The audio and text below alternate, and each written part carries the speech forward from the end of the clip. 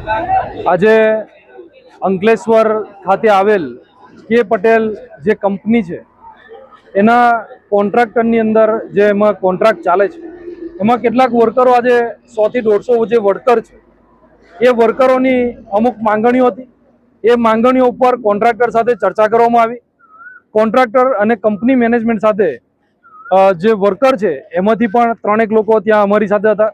Company management સાથે ચર્ચા કરવામાં આવી। કંપની મેનેજમેન્ટ પાસે માંગણી હતી કે આ લોકો જે 12 કલાક જે નોકરી કરે છે એટલે કે જે 4 કલાકનો ઓવરટાઈમ છે ને એમાં જે એ લોકોને ઓવરટાઈમ ડબલ આપવામાં નથી આવતો, એમાં કંપની મેનેજમેન્ટ દ્વારા બિલકુલ પોઝિટિવ આન્સર આપવામાં આવે છે ને એ લોકોને જે કાલથી જે પણ લોકોના ઓવરટાઈમ થશે એ ઓવરટાઈમ એ લોકોના જે 4 કલાકના ડબલ જે ઓવરટાઈમ આપવાનો છે એ એમને સ્વીકાર્યો છે। સાથે જ જેટલા 10 થી 15 વર્ષથી જે લોકો નોકરી કરે છે એમાં કંપનીની અંદર ડાયરેક્ટ જેમને ભરતી કરવાની વાત હતી તો એમાં કંપનીની અંદર પ્રપોઝલ મૂક્યું છે। આ તમામ જે લોકો છે જે સૌથી જૂના વર્કર છે એ લોકોને જે 15 વર્ષવાળા લોકો છે કંપની કોન્ટ્રાક્ટર કંપનીની અંદર એ પ્રપોઝલ મૂકી દેશે લખીને।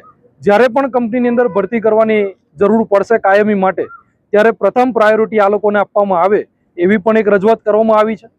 સાથે જ એ લોકોને જે બોનસની જે વાત હતી એ બોનસ ઉપર પણ એ લોકોને પોઝિટિવ જે જવાબ આપવામાં આવ્યો છે।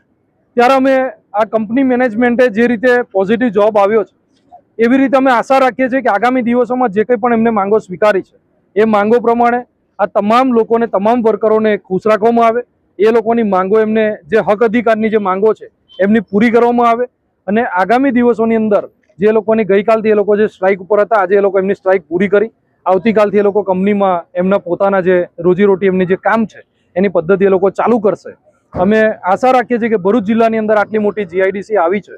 આ જીઆઈડીસીની અંદર ઘણી બધી કંપનીઓ દ્વારા ઘણા બધા જે મેનેજમેન્ટ દ્વારા જે વર્કરો સાથે જે અન્યાય થઈ રહ્યો છે એ અન્યાયની અંદર આવી જ રીતે પોઝિટિવ આનું નિરાકરણ આવે અને વર્કર અને મેનેજમેન્ટ બંને સાથે બેસીને આનું નિરાકરણ લાવી અને વર્કર સાથે અન્યાય ન થાય, સ્થાનિક લોકો સાથે અન્યાય ના થાય એની તકેદારી રાખવામાં આવે એટલી જ આશા સાથે અસ્તુ ભારત માતા કી જય।